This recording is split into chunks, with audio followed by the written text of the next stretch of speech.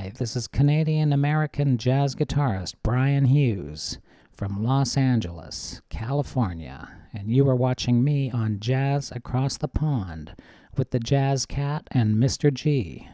Enjoy today's program.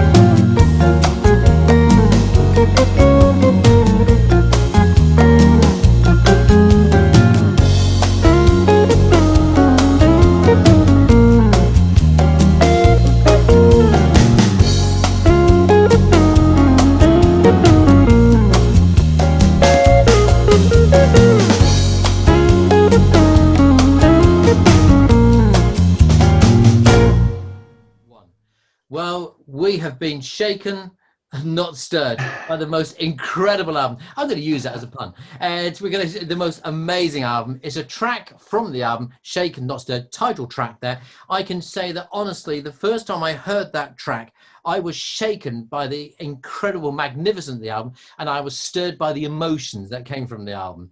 And we're very, very pleased here on Jazz Across the Pond to have the man himself, the man whose name is at the top of that album there, a gentleman that both Kevin and myself have been very, very keen and eager to talk to, all the way from California, Mr. Brian Hughes. Good evening, good afternoon, good morning, depending on what time you're in. Welcome to our show, sir. Great to be here. Thank you so much for having me. Not at all. It is an absolute pleasure. Right. Okay, let's crack on. We've got so much to talk about tonight. So Brian Hughes, born 5th of May 1955, is a Canadian guitarist whose work draws from smooth jazz and from Latin music. Brian grew up in Alberta, Canada. He is now a Los Angeles resident. Brian Hughes has carved out a very, very impressive career in the contemporary jazz arena. His first two albums, Between the Dust, just to prove it there is one there, and the other one was Under One Sky, another brilliant album there, absolutely stunning albums there. That set the way, firmly establishing him as one of the foremost guitarists and composers in his genre. Perfectly blended with his fluid and emotive guitar style to an exciting melodic mix of Latin jazz and world music composition. Ladies and gentlemen, it is our great pleasure. Kevin and myself are very, very pleased to have the gentleman himself, Mr. Brian Hughes. Brian, would you tell our followers more about bringing up in Canada, your childhood, when you first got hold of a guitar, and who introduced you to jazz and Latin jazz? Okay. Well, that's a big, well, that will take up the whole time. No, I mean, well, probably, I really got into guitar. It was probably more like, hearing the Beatles. And I remember my brother and myself, we took, broken hockey stick handles and made cutouts out of, plyboard of the shape of the guitar. And we're, miming along with the albums, right? And I think I eventually got some, my parents, my brother gravitated towards the drums and I stuck with the guitar. So I got a few lessons, but really just more, learning like 3 chords and some Bob Dylan songs or whatever, pop song of the day kind of thing.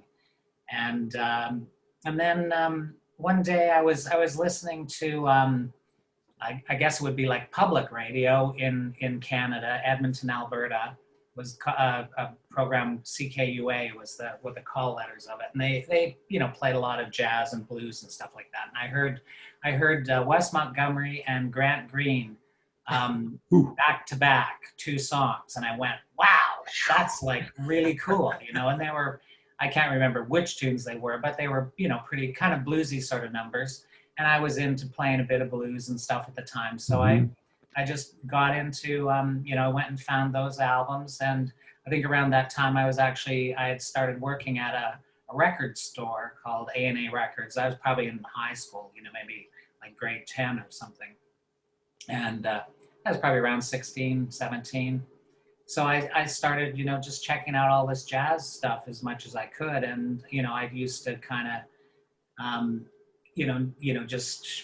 I kind of sort of taught myself lead guitar. Like I heard was an album, I remember the artist was called the Goose Creek Symphony. And it was some very, kind of just, I don't know, kind of folky, country-ish sort of song, but there was a little solo on it. And it was basically just the pentatonic mode, which is like kind of a 5-note scale. And I kind of figured that out, but immediately like this light bulb went off in my head and I transposed that little 5 notes all over the neck of the guitar. And I mean, at that point, I could kind of, I was kind of going, oh, I can, so I just started picking up, things off of, Cream albums and Hendrix and stuff like that, needle, dropping the needle on the record player and then slowing it down to like half speed if it was a real fast thing that I couldn't figure out.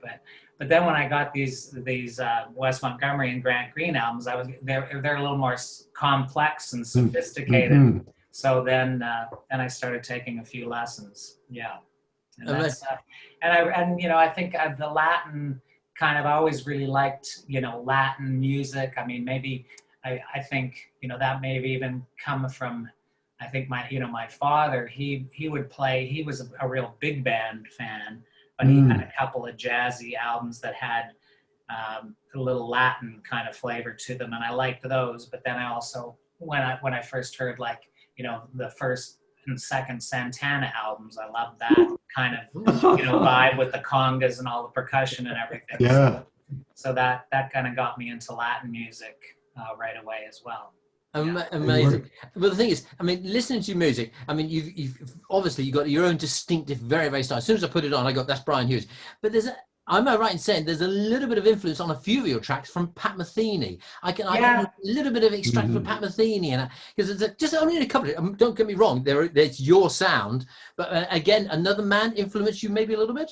Oh yeah, for sure. I mean, that was, you know, back in the, you know, back when his first album came out, and I think I had my own little, you know, jazz trio at that time up in Edmonton, and we were sort of, you know, I don't know if we were kind of starting to play a little bit in clubs and stuff, and then I heard that album, and I really liked what he was doing.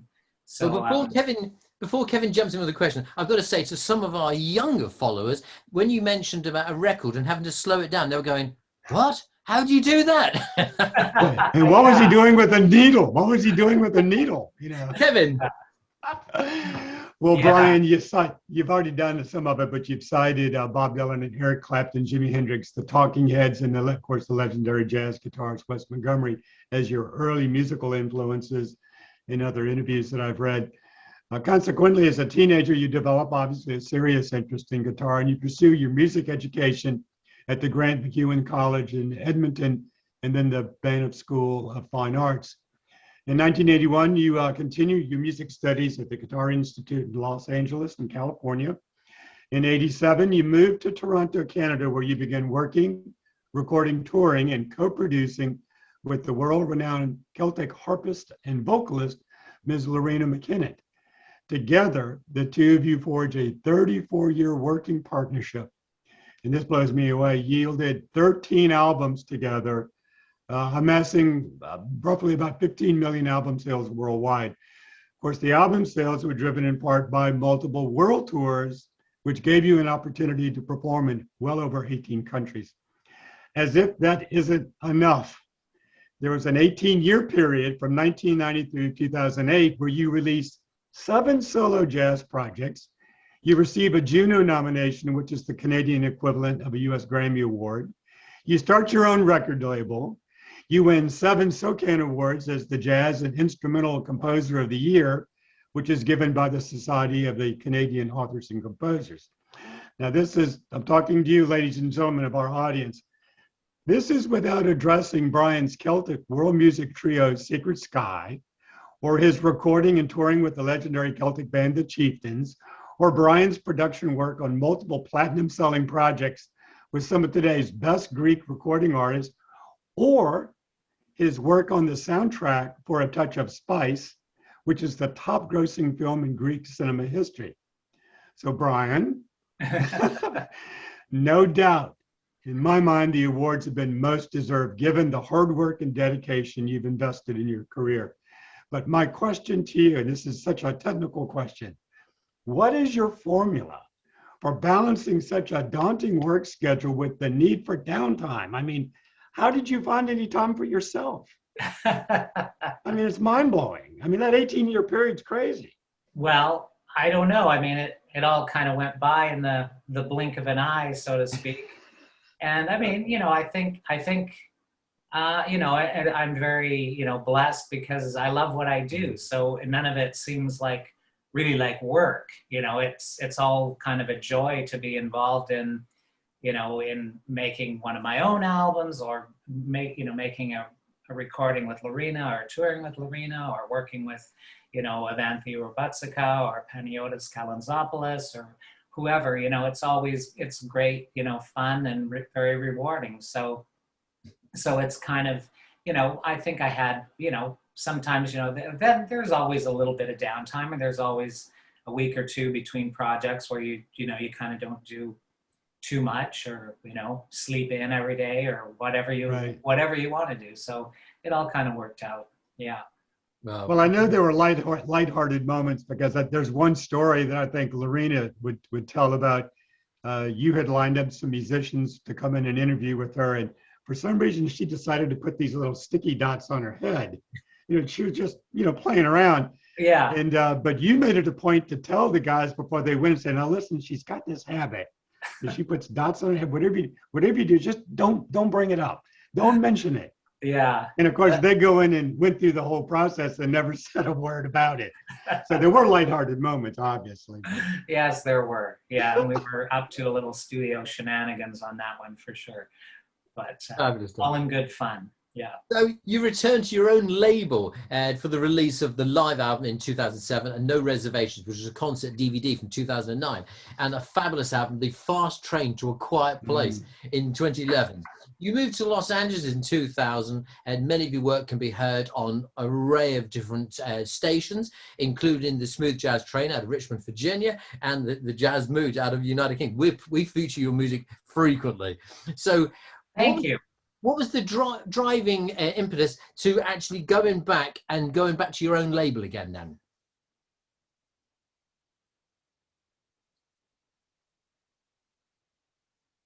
You guys have frozen. No. Well, you sort of froze there. That's right. We can edit that. I'll ask the question again. 3, 2. So what was the main reason for going back and recording that next album back on your own label again? So which one? The live album, or was it Fast Train that you went back into your own label? Fast Train? Yeah. Well, I mean, I guess I did along the way. That was for A440, and that was my my last album, for another label aside my own. And then of course, I did live. I put that out on the Sylvan House Music label, and the No Reservations DVD, and Fast Train. I mean, I think it's basically just, has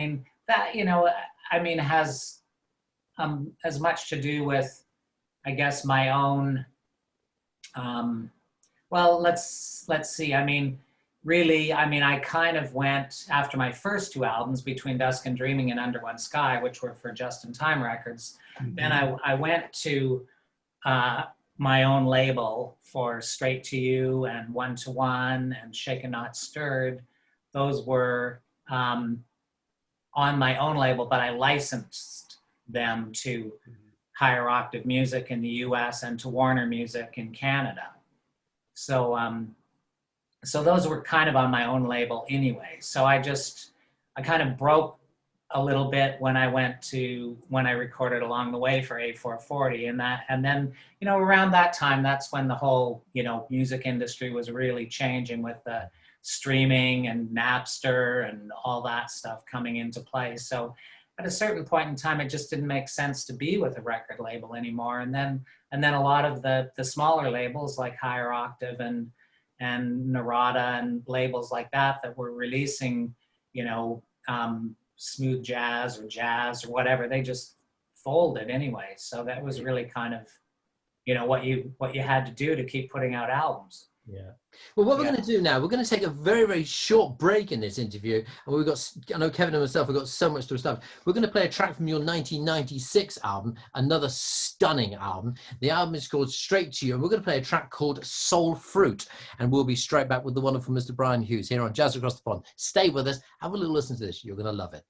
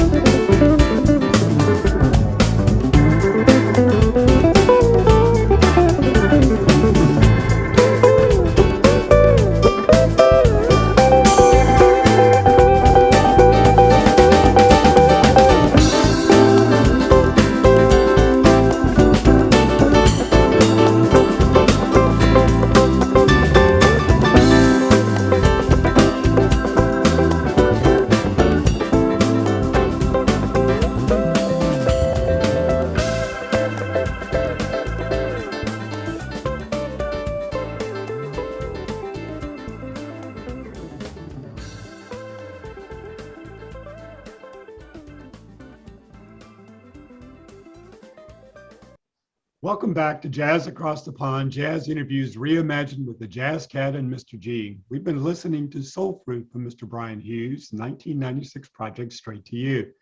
It's a great track and a fantastic project, and I love that little touch of Hammond B3 organ on that. It's just a little bit of a tease, but Brian, we spoke earlier about the legendary guitarist, Mr. Wes Montgomery, as an early influence in your life, and it's amazing. Roger and I have interviewed multiple jazz artists who have also mentioned Wes Montgomery as having a profound effect on their careers, especially his 1963 project, Boss Guitar.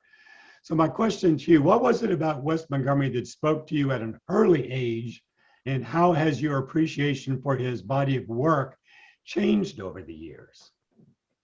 I think, I think what spoke to me at an early age was just, especially the first track I heard, which, I can't even remember what it was, but it had a bluesy quality to it, but then a very sophisticated harmonic, sound to it. And of course, the playing with octaves with the thumb and that kind of thing. Mm-hmm. That's sort of what attracted me to it. And I can remember, early on, playing some, a song of his called SOS, which is a really cool song, playing, a few of those tracks with my trio. But I think it was just an influence. I loved the style.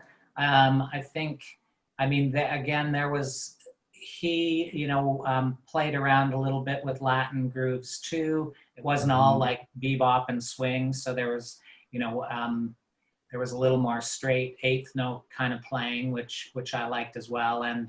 And similar with Grant Green, he was kind of like in later years when acid jazz got kind of big, he was kind of the guru of acid jazz, even though he was doing that like back in the 60s, before there was such a thing. So it was, there was kind of like a funkiness, and the kind of boogaloo feel and stuff, which I like.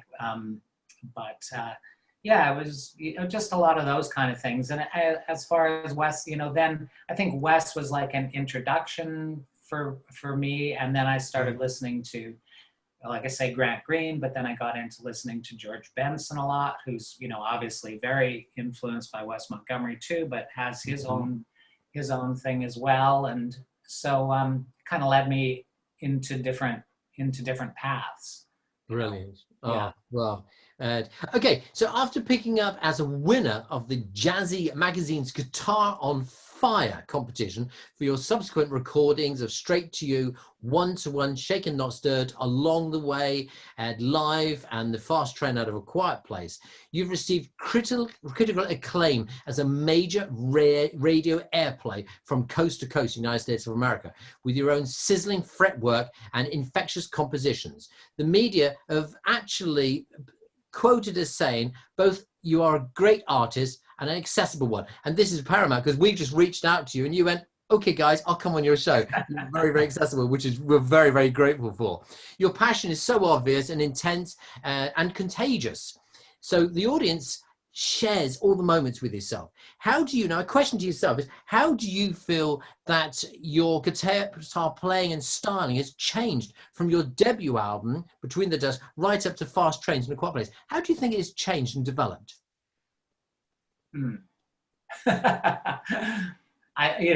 It's just, I guess it's just kind of a process of growth. My growth as, an artist and working on other projects with other people. So those other influences creep in, a little bit of, Celtic music creeps in there, and some, some other world music and things like that. So I think it's all changed. Basically when I was, always, when I started writing tunes and stuff, I was always thinking about the band and kind of having new material for them to play so they wouldn't get bored of playing with me. so they'd still want to keep going, and playing clubs or wherever we were, where we were playing, but always some new material, and that's what kind of I would be writing sort of about. And then then when I'd gather enough songs, I'd go and we'd go and record an album, and then the whole process would start over again. And I think my writing kind of changed. I mean, when I did Between Dusk and Dreaming, I mean, I was in Canada. There was no real jazz radio in Canada, maybe except for like I was talking about, public, like CKUA or CBC or a few stations that would play it. There were no radio charts or anything. So, I mean, I was just kind of doing the album that I wanted to do, and I didn't have any notion that it was going to get any airplay or be bought by more than people that just could hear it at by going into a record store, and somebody might be lucky enough or I might be lucky enough that somebody at the record store was playing my album. Somebody might hear it and go, oh, I like that, I'll buy it. But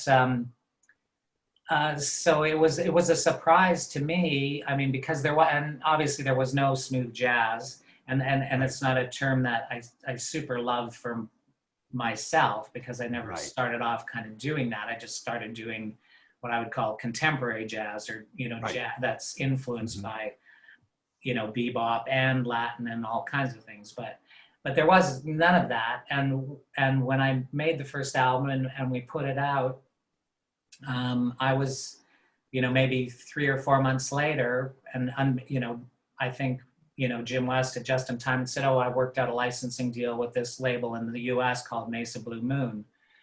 And then all of a sudden I got this call. I was in Scotland at the time. We were playing the Edinburgh Fringe Festival with Lorena, and also with my band. There was a jazz component going on. So we were over there doing that. And I got this phone call, I got a message to call. That's right. I got it because there was no cell phones or anything back in those days.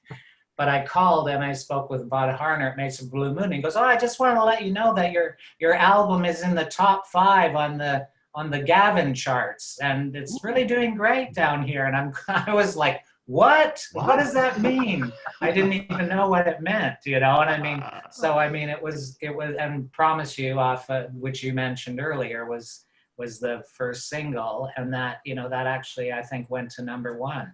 So I mean, it was kind of. That just kind of blew me away. I didn't really know.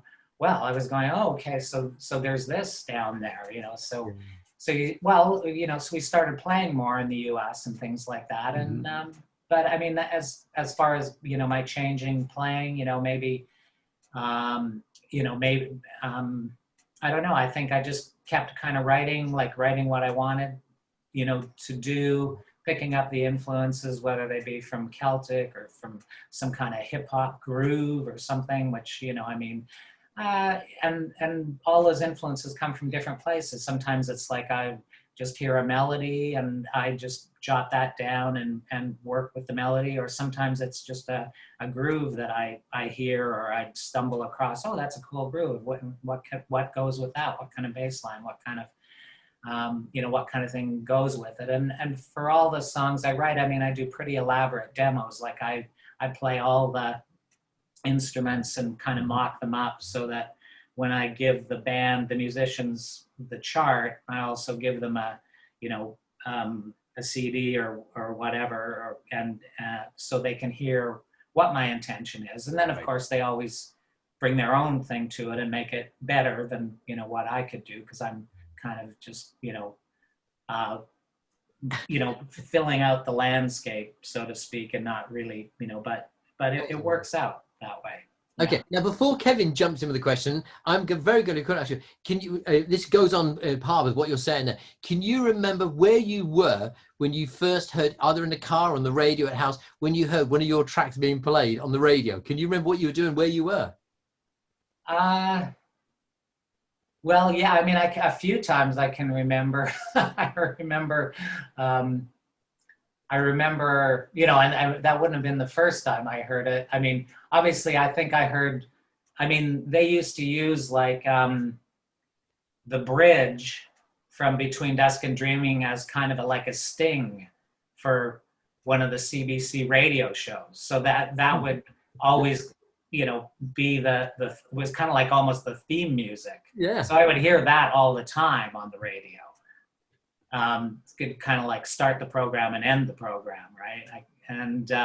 But then I think it was just shortly after we moved to LA, I was in Ralph's Supermarket, which is a big supermarket chain, and I was with my wife Pamela, and over on the music in the store, they started playing the song Pamela, which is off my album Straight to You. So that was pretty funny.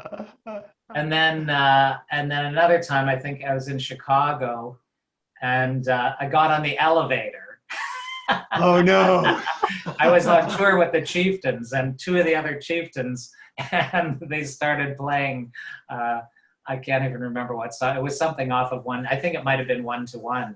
The song 1 to 1. Not that it was. No! Now I'm elevator music. Oh, that's not good. You're in the elevator and you were going upwards, and you went, I know my career's going upwards now. Yeah. Kevin, question. Yeah. Well, Brian, obviously, when we talk about the breadth of your career, you've worn a lot of hats. I mean, you've composed, you've arranged, you've been a performer, you've done all kinds of production work for artists almost around the world. And this is one of my favorite questions. So when you kind of look at your time as the time you take to compose and write, you look at your time performing, and then your production work. Of the three, composing, performing, and producing, which one do you enjoy the most and why? All right. Well, that's always a tricky question, because obviously I enjoy them all, and because if I didn't, I probably wouldn't be doing the one I didn't enjoy that much.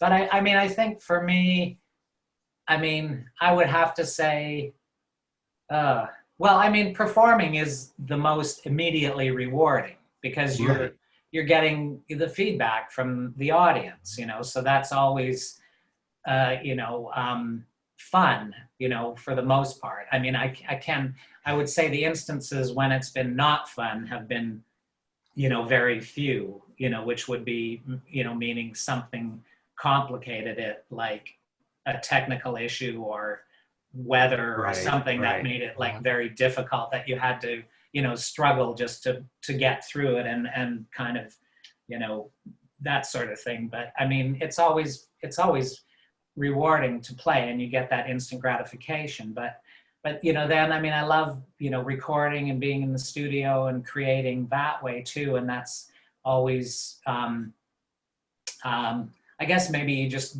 sort of get to defer. You have to defer your gratification a little bit more until the album comes out, and then, you know, then you start getting people's feedback on it, or it starts to sell well and everything, and then you know that you've put out some good music. So, but I like, the recording is really great as well. So I think it would be tricky to live without either of those two, you know. And well, I'm producing as kind of part of recording as well. So that's just, I'm fortunate. Which side of the microphone you're on? Yeah, to be in that position. So I think I enjoy them all, but I would have to say, you know, the one, and particularly now in this, you know, in time of COVID and everything, the one I really miss the most is performing, you know, because, you know, you can't. Basically, it's starting to sort of slowly open up, but right now, you know, there's really nothing on, you know, my schedule till summer of 2022. So that's, you know, and even that's kind of a question mark until we really see, you know, where everything lands and how, you know, far down we can get the infection rates and everything. So, I really miss performing for sure.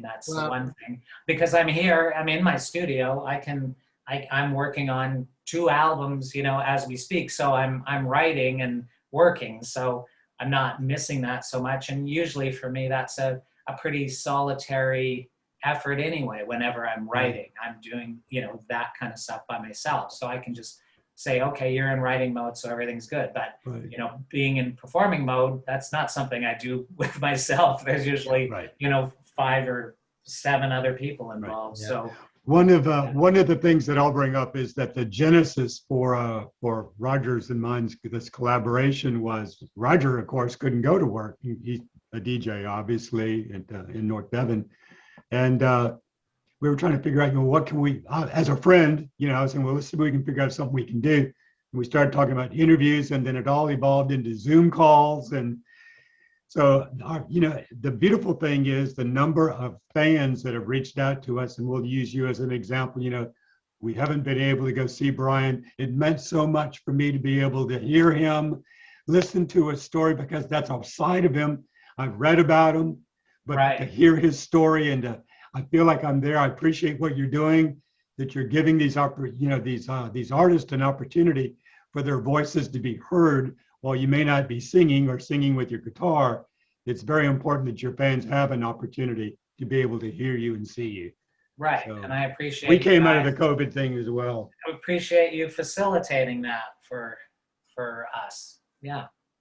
Well, I mean, a few weeks ago, we interviewed the wonderful Brian Bromberg, and he was in a similar situation. It's been 2 years since he's done a gig. Yeah, he's released an album, but I mean, again, and a lot of our followers they struggle to get their head around the fact that the drums were played by a musician in Puerto Rico, Los Angeles, New York was a keyboardist, and then because of technology, I mean, years ago, this would have never happened. If COVID had happened back in the 70s, that would have been it.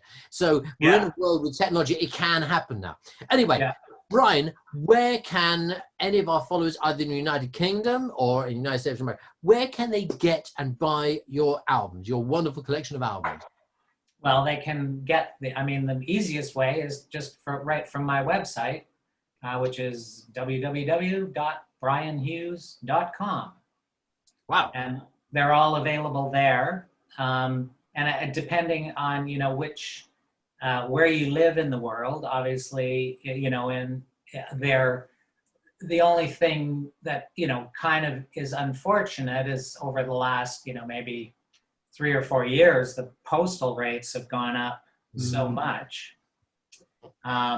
International, at least for US, you know, certainly if you live in the United States and you go to my website and order an album, it's fine. You know, it just costs, you know, $3 or $4 to send it to you. But if you live in, you know, anywhere in the EU or the UK, then it costs like, you know, $15 to ship it. Yeah. You know, so it's kind of like you have to buy the album twice, once for buying the album and once for the postage.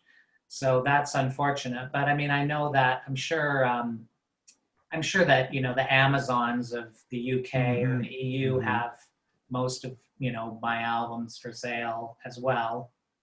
And obviously you can on my website you can get when you buy the album, you also get a free download, so you can start listening right away, and then hopefully the album arrives to you in, you know, 3 or 4 days in the US, and it might be a week or two in the EU or the UK. But well, I can say, I mean, first of all, I thank my colleague, my good-looking colleague sat there beside me, and because he's the one that literally months ago, he said, "You've got to listen to this Brian Hughes chap." And I went, and I hate to admit, but I'd never heard of you. And he got me into Shaken Not Stirred, a brilliant album. I love the album along the way. I think that is a stud. I love all of them, but for different reasons than that. I mean, the Fast Train, there's tracks on there. They're all worth. So if you're, as we're fast approaching the Christmas, the C word, if you're looking for something for a jazz, if you're a partner, whatever, they're into jazz, I wholly recommend you treat your partner or friends so they start getting a collection of the Brian Hughes collection, because they are all stunning albums. Well, thank you. So tour dates, nothing until next year. I mean, I know that Kevin, the moment he hears about it, and I hear about it in the UK, we're happy to promote and let all your fans know what's happening here. Yeah, I mean, something might come up, you know, for my band, you know, sooner rather than later, but we'll just sort of see what's going on, you know, here.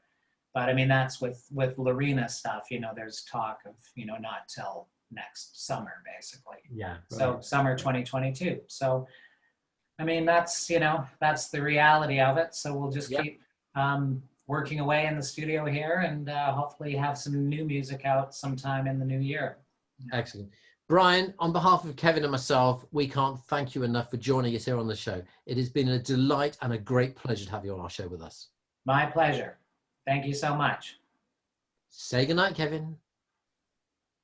Good night, Roger. And Brian, thank you for joining us today. All right. Appreciate it. Thank you, guys. Appreciate it. Take care. You're very welcome. Ladies and gentlemen, you've been watching Jazz Across the Pond. It's Jazz Interviews Reimagined with the wonderful Mr. Brian Hughes. I endorse, go out and start buying his music. Start buying it. You'll love it. You won't. Mine, that Shaken Not Stirred is still in my car. I can't take it out. I'm playing it all the time. For everybody here, ladies and gentlemen, Jazz Across the Pond. Until next time, from all of us, take care. Goodbye.